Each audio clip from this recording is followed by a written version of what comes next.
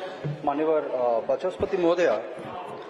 ये एक बहुत गुरुत्वपूर्ण विषय जितेबाला विगत बजेट आमर डिस्कशन चली सेतबले भी ए विषय रे अनेक चर्चा होती किंतु मते लगुनि जे यार बहुत किसी सुफल मिली आगू को मिलबार संभावना जो भली भाव में मंत्री महोदय उत्तर रखुले से बुझा जाउछि जे प्रथम कथा हूँ जे आमको सोर्स रो जो फाइंड आउट करने कथा प्रथम कथा हूँ सोर्स को ही आम बाहर करने एपर्यंत आम पाइपलाइन बिछे देचे एवं पाइपलाइन भी जो बिछेचे आम जो धरणर जहाँ तार स्टैंडर्ड रखा जाइतिला जे 3 फुट तले 1 मीटर जो रखिकी करने कथा से भी करा जायनी उपरे उपरे से पाइपलाइन गुड़ी को बिछा जाइछि एवं से बिछाइबा द्वारा वर्तमान अनेक पाइप जोगुड़ाक पड़ीथिला सेगुड़ाक भी फाटी जाइछि एवं डिपार्टमेंटर जो सहयोग बा समन्वय नथिबा जोगु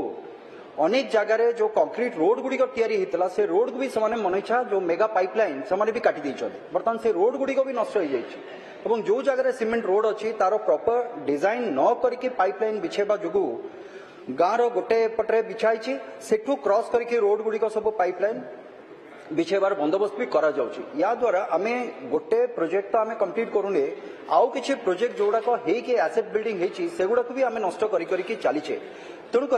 वर्तमान जो सोर्स को फाइंड आउट करके डब्ल्यूटीपी को आसवा कथा बा ओवरहेड को जीवा कथा या उपरे बहुत कम जगह मु तो कहीं मो निर्वाचन मंडल रे कौन जगह देखनी जे सोर्स को फाइंड आउट जोटा जल जीवन मिशन रो जोटा प्रथम पॉइंट थिला जे आपण माने सोर्स को आपण प्रथमे फाइंड आउट करिवे एवं सेही बेसिस रे आपणकर पानी रो सस्टेनेबिलिटी आसीबा लोकन को आमे पानी केते दिन जोगेबा कोन करबा यार प्रॉपर प्लानिंग हेइथिला किंतु वर्तमान पर्यंत सोर्स रो फाइंड आउट हेनी एवं मंत्री महोदय भी कहले गृह वर्तमान जे जो भली भाव में खाली पाइपलाइन बिछेबा से भी भूल भाव में बिछा जाइछि तेणुक मोर अनुरोध वर्तमान प्रत्येक निर्वाचित प्रतिनिधि एवं पंचायत स्तर रे भी समस्त को निर्देश दिया जाओ ब्लॉक स्तर में निर्देश दिया जाओ एवं मेगा प्रकल्प जो माने करूछंती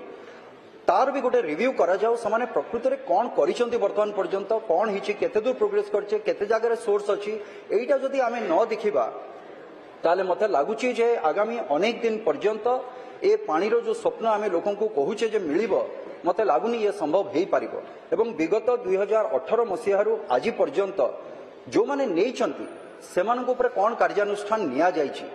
जे अहेतुक विलंब हवा जोगु बा भूल काम जोगु बा सेमानक भूल जोगु वर्तमान आउ गोटे प्रॉब्लम होची आइसो सप्लीमेंटरी बजेट रो कथा भी आसीबो एबे रिपेयरिंग करिया पय जो जिंस भूल करिसंती पाइप बाहर करके पुणी ताको आउतरे बिछेबा कि को जगह रे रॉन्ग साइड रे जोठी टेल एंड रे पाइबा कथा ग्रेविटेशनल फोर्स रे से भी मिली पारुनी उल्टा पड़िछि पाइप एबे रीवर्क करबा पय भी हमकु पैसा दरकार हबो सेति पय बजेट रे गोटे प्रावधान करबा भी दरकार तेनु करी ए सब भूल को सुधारिबा पय याकू व्यापक स्तर रे हमको पंचायत स्तर रे जाइके यार विश्लेषण करियो पड़िबो खाली प्रोजेक्ट हिसाब रे देखले हबनी गाँ गाँ जेमती रहिछि। धन्यवाद माननीय मंत्री। निश्चित भाव में मान्यवर विधायक तांकर आवेगता प्रकाश करिसंती एठी आमे जानी रखिबा कथा जो माने जो एजेंसी गुडा को नैछंती ए मानको पाए आमे कठोर कार्यानुष्ठान नौछु आमे प्रत्येक एजेंसी को जे जदि डिले करूछि सब एजेंसी को आमे पेनाल्टी देबुछु आउ एजेंसी मानकर आमर 3टी फेज रे आमर बसिबा रहिछि एवं 3टी फेज रे आमे जो बसिकिरा आलोचना कला बेले से माने हमको जो कथा देछंती जे आमे डेडलाइन देछंती से माने जे ए डेडलाइन रे आमे कंप्लीट करिवो किंतु से विषय को मो सत्यता नौनी कारण विगत दिन जो ठकी छंती ए प्रकार नजर मु देखिछि से दृष्टि मानव विधायक कहते जो पंचायत स्तर पर्यंत हमको देखा पड़ो आमे आमर विभाग ए प्रकार निष्पत्ति नहींचु ए हाउस सरला परे मो गोटे पट जी मो सेक्रेटरी गोटे पट जे मो डायरेक्टर गोटे पटर जे मोर एसी गोटे पटर जीवे आमे विभिन्न प्रोजेक्ट को आमे ए